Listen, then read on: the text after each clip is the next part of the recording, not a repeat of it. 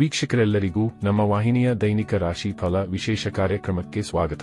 ಇವತ್ತಿನ ಈ ವಿಡಿಯೋದಲ್ಲಿ ನಾವು ವರ್ಷ 2026ರ ಮೇ ತಿಂಗಳಿನ 5 ಮತ್ತು 6ನೇ ತಾರೀಕಿನ ದಿನಗಳ ಸಿಂಹ ರಾಶಿಯ ದೈನಿಕ ಫಲಗಳನ್ನು ತಿಳಿದುಕೊಳ್ಳಲಿದ್ದು, ಇಲ್ಲಿ ಈ ದಿನಗಳು ಸಿಂಹ ರಾಶಿಯ ಜಾತಕದವರ ಪಾಲಿಗೆ ಹೇಗೆ ಸಾಬೀತಾಗಲಿವೆ ಅನ್ನೋದೆಲ್ಲವನ್ನ ಇಲ್ಲಿ ವಿಸ್ತಾರ ರೂಪದಲ್ಲಿ ತಿಳಿದುಕೊಳ್ಳೋಣ.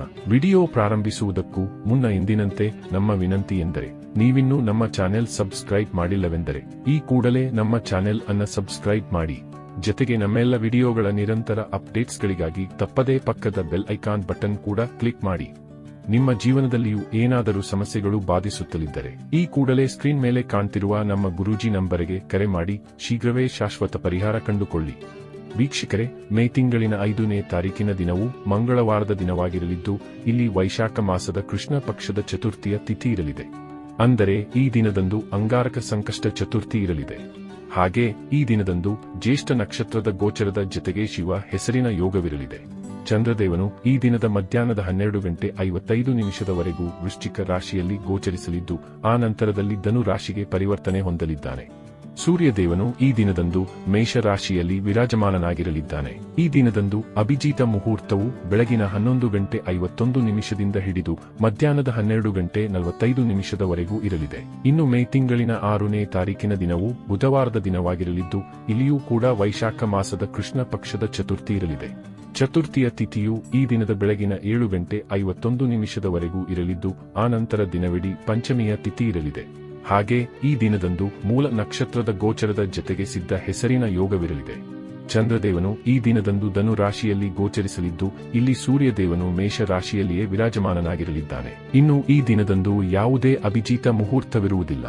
ವೀಕ್ಷಕರೇ, ಇದು ಈ 2 ದಿನಗಳ ಗ್ರಹ, ನಕ್ಷತ್ರ ಮತ್ತು ಯೋಗಗಳ ಕುರಿತಾಗಿರುವ ಮಾಹಿತಿಯಾಗಿದ್ದು, ಈ ಮಾಹಿತಿಯನ್ನೇ ಆಧರಿಸಿ ಈಗ ಈ ದಿನಗಳ ಸಿಂಹ ರಾಶಿಯ ಫಲಗಳನ್ನು ನೋಡೋಣ. ಮೊದಲಿಗೆ ಇಲ್ಲಿ ಮೇ ತಿಂಗಳಿನ 5ನೇ ತಾರೀಕಿನ ದಿನದ ಸಿಂಹ ರಾಶಿಯ ದೈನಿಕ ಫಲಗಳನ್ನು ತಿಳಿದುಕೊಳ್ಳುವುದಾದರೆ, ಈ ದಿನದಂದು ಚಂದ್ರದೇವನು ಮಧ್ಯಾಹ್ನದವರೆಗೂ ನಿಮ್ಮ ಚತುರ್ಥ ಭಾವದಲ್ಲಿ ಗೋಚರಿಸಲಿದ್ದು, ಆ ನಂತರದಲ್ಲಿ ನಿಮ್ಮ ಪಂಚಮ ಭಾವಕ್ಕೆ ಪರಿವರ್ತನೆ ಹೊಂದಲಿದ್ದಾನೆ.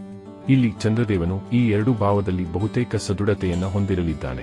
ಹೀಗಾಗಿ ಈ ವಿಶೇಷ ದಿನದಂದು ನಿಮಗೆ ಜಮೀನಿಂದಾಗಿ ಭರಪೂರ ಲಾಭದ ಪ್ರಾಪ್ತಿ ಉಂಟಾಗಲಿದೆ. ಇಲ್ಲಿ ನೀವು ಬಹುದಿನಗಳಿಂದಲೂ ಯಾವುದಾದರೂ ಜಮೀನು ಮಾರಾಟ ಮಾಡುವ ಸಂಬಂಧ ಪ್ರಯತ್ನಿಸುತ್ತಲಿದ್ದು, ಇಲ್ಲಿ ನಿಮಗೆ ಅಡೆತಡೆಗಳು ಬಾಧಿಸುತ್ತಲಿದ್ದರೆ ಈಗ ಆ ಎಲ್ಲ ಅಡೆತಡೆಗಳು ದೂರಗೊಳ್ಳುವುದರ ಮೂಲಕ ಇಲ್ಲಿ ಜಮೀನಿನ ಮಾರಾಟ ಪ್ರಕ್ರಿಯೆ ನಿರ್ವಿಘ್ನವಾಗಿ ಸಂಪನ್ನಗೊಳ್ಳಲಿದೆ. ಈ ವಿಶೇಷ ದಿನದಂದು ನಿಮಗೆ ಸಂಪತ್ತೊಂದು ಖರೀದಿಸುವ ಯೋಗವೂ ಕೂಡ ಇರಲಿದೆ. ಜೊತೆಗೆ ಇಲ್ಲಿ ಹೊಸ ವಾಹನ ಅಥವಾ ಭೂಮಿ ಸಂಬಂಧ ಇಚ್ಛೆಯ ಪೂರ್ತಿಯೂ ಉಂಟಾಗಲಿದೆ. ಈ ದಿನದಂದು ನಿಮ್ಮ ಮನೆಗೆ ದುಬಾರಿ ವಸ್ತುಗಳ ಆಗಮನವಾಗಲಿದ್ದು, ಜೊತೆಗೆ ಮನೆಯ ಸುಂದರತೆಯ ಮೇಲೂ ನಿಮ್ಮ ಗಮನವಿರಲಿದೆ. ಹಾಗೆ ಈ ದಿನವು ನೌಕರಿ ಮಾಡುವ ಜಾತಕದವರ ಪಾಲಿಗೂ ಉತ್ತಮವಾಗಿರಲಿದ್ದು, ನೌಕರಿ ವಂಚಿತರು ಈ ದಿನದಂದು ಕೂಡ ನೌಕರಿಯ ಪ್ರಾಪ್ತಿಗಾಗಿ ಪ್ರಯತ್ನಿಸಬಹುದಾಗಿದೆ. ಇಲ್ಲಿ ವ್ಯಾಪಾರ ಕ್ಷೇತ್ರದಲ್ಲಿಯೂ ನಿಮಗೆ ಉತ್ತಮ ಲಾಭದ ಯೋಗವಿರಲಿದ್ದು, ನಿಮ್ಮ ವ್ಯಾಪಾರದ ಗತಿವಿಧಿಗಳು ಖಂಡಿತ ಸುಗಮವಾಗಿ ಮುನ್ನಡೆಯಲಿವೆ. ಇಲ್ಲಿ ಸಿಂಹ ರಾಶಿಯ ಗೃಹಿಣಿಯರು ತಮಗಾಗಿ ಹೆಚ್ಚು ಯೋಚನೆಯನ್ನ ಮಾಡುವಂತೆ ಕಂಡುಬರಲಿದ್ದಾರೆ. ಹಾಗೆ ಇಲ್ಲಿ ಗೃಹಿಣಿಯರು ತಮ್ಮ ಪರಿವಾರದ ಪಾಲನೆಯನ್ನು ಸಹ ವಿಶೇಷ ರೀತಿಯಲ್ಲಿ ಮಾಡುವಂತೆ ಕಂಡುಬರಲಿದ್ದಾರೆ. ಇಲ್ಲಿ ಸ್ತ್ರೀಯರಿಂದ ವ್ಯಾಪಾರ ಕ್ಷೇತ್ರ ಅಥವಾ ಮನೆಯ ಜವಾಬ್ದಾರಿಗಳು ಉತ್ತಮ ರೀತಿಯಲ್ಲಿ ನಿರ್ವಹಿಸಲು ಸಾಧ್ಯವಾಗಲಿದೆ. ಜೊತೆಗೆ ಇಲ್ಲಿ ಜನ್ಮಭೂಮಿಗೆ ಸಂಬಂಧಿತ ಏನಾದರೂ ಚಿಂತೆ ನಿಮ್ಮನ್ನ ಬಾಧಿಸುತ್ತಲಿದ್ದರೆ ಈ ದಿನ ಅದಕ್ಕೆ ಉತ್ತಮ ಪರಿಹಾರವೂ ಕೂಡ ಲಭಿಸಬಹುದಾಗಿದೆ. ಇನ್ನು ಇದರ ನಂತರದಲ್ಲಿ ಮೇ ತಿಂಗಳಿನ 6ನೇ ತಾರೀಕಿನ ದಿನದ ಸಿಂಹ ರಾಶಿಯ ದೈನಿಕ ಫಲಗಳ ಕುರಿತಾಗಿ ತಿಳಿದುಕೊಳ್ಳುವುದಾದರೆ, ಈ ದಿನದಂದು ಚಂದ್ರದೇವನು ಧನು ರಾಶಿಯಿಂದ ನಿಮ್ಮ ಪಂಚಮ ಭಾವದಲ್ಲಿ ಅತ್ಯಂತ ಸದೃಢ ಸ್ಥಿತಿಯಲ್ಲಿ ಗೋಚರಿಸಲಿದ್ದಾನೆ. ಹೀಗಾಗಿ ಈ ವಿಶೇಷ ಸಮಯವು ನಿಮ್ಮ ಪಾಲಿಗೆ ಮಹಾಭಾಗ್ಯಶಾಲಿಯಾಗಿ ಸಾಬೀತಾಗಲಿದೆ. ಇಲ್ಲಿ ಮಹಾಲಕ್ಷ್ಮಿ ಮಾತೆಯ ಕೃಪೆ ನಿಮಗೆ ಲಭಿಸಲಿದೆ. ಈ ದಿನದಂದು ನಿಮ್ಮ ಸಿಕ್ಕಿಬಿದ್ದದ್ದ ಹಣವೂ ಕೂಡ ಮರಳಿ ನಿಮ್ಮ ಕೈ ಸೇರಬಹುದಾಗಿದೆ. ಇಲ್ಲಿ ನೀವು ರಾಜಕೀಯದಲ್ಲಿಯೂ ಸಾಕಷ್ಟು ಉತ್ತಮ ಫಲಗಳನ್ನು ಪಡೆದುಕೊಳ್ಳುವುದರ ಜೊತೆಗೆ ತಂದೆಯ ಸಹಕಾರ ಮತ್ತು ಪ್ರೀತಿಯನ್ನು ಸಹ ಸಂಪಾದಿಸಬಲ್ಲವರಾಗಲಿದ್ದೀರಿ. ಇಲ್ಲಿ ವಿದ್ಯಾರ್ಥಿಗಳು ಕೂಡ ಓದಲು ಕುಳಿತುಕೊಳ್ಳುತ್ತಾರಾದರೆ 4 ಪಟ್ಟು ಹೆಚ್ಚು ಜ್ಞಾನಾರ್ಜನೆ ಹೊಂದಬಲ್ಲವರಾಗಿ ಕಂಡುಬರಲಿದ್ದಾರೆ. ಇಲ್ಲಿ ಕಾಗದ ಪತ್ರಗಳ ವ್ಯವಹಾರಗಳನ್ನು ಸಹ ನೀವು ಮಾಡಬಹುದಾಗಿದ್ದು, ಇನ್ಶೂರೆನ್ಸ್ ಅಥವಾ ಲೋನ್ ಸಂಬಂಧಿತ ಕಾರ್ಯಗಳು ಕೂಡ ನಿರ್ವಿಘ್ನವಾಗಿ ಮುಂದುವರಿಯಲಿವೆ. ಜೊತೆಗೆ ಈ ಅವಧಿಯಲ್ಲಿ ಯಾರು ಹೊಸ ವಾಹನದ ಖರೀದಿ ಅಥವಾ ಭೂಮಿ ಸಂಬಂಧದ ನಿರ್ಣಯಗಳನ್ನು ಕೈಗೊಳ್ಳ ಬಯಸುತ್ತಾರೋ ಅವರು ಕೂಡ ಖಂಡಿತ ಮುಂದುವರಿಯಬಹುದಾಗಿದೆ.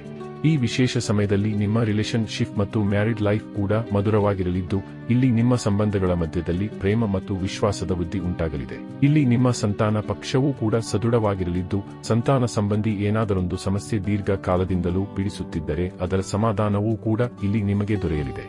ಜತೆಗೆ ಇಲ್ಲಿ ಸಂತಾನದ ಕಡೆಯಿಂದ ನಿಮಗೆ ಸಮ್ಮಾನದ ಪ್ರಾಪ್ತಿಯೂ ಉಂಟಾಗಬಹುದಾಗಿದೆ. ಒಟ್ಟಾರೆಯಾಗಿ ಇಲ್ಲಿ ಈ 2 ದಿನಗಳು ನಿಮ್ಮ ಪಾಲಿಗೆ ಲಾಭದಾಯಕವಾಗಿ ಸಾಬೀತಾಗಲಿದ್ದು ತಪ್ಪದೇ ಈ ಸಮಯದ ಸದುಪಯೋಗ ಪಡೆದುಕೊಂಡು ಮುನ್ನಡೆಯಬೇಕು. ವೀಕ್ಷಕರೇ, ಇದು ಈ 2 ದಿನಗಳ ಸಿಂಹ ರಾಶಿಯ ದೈನಿಕ ಫಲಗಳ ಸಂಪೂರ್ಣ ಮಾಹಿತಿ. ಈ ಮಾಹಿತಿ ನಿಮಗೆ ಇಷ್ಟವಾದರೆ ವಿಡಿಯೋವನ್ನು ಲೈಕ್ ಮತ್ತು ಶೇರ್ ಮಾಡಿ. ಹಾಗೆ ಚಾನೆಲ್ ಸಬ್ಸ್ಕ್ರೈಬ್ ಮಾಡುವುದರೊಂದಿಗೆ ನಿರಂತರ ವಿಡಿಯೋ ಅಪ್ಡೇಟ್ಸ್ಗಳಿಗಾಗಿ ತಪ್ಪದೇ ಪಕ್ಕದ ಬೆಲ್ ಐಕಾನ್ ಬಟನ್ ಕೂಡ ಕ್ಲಿಕ್ ಮಾಡಿ.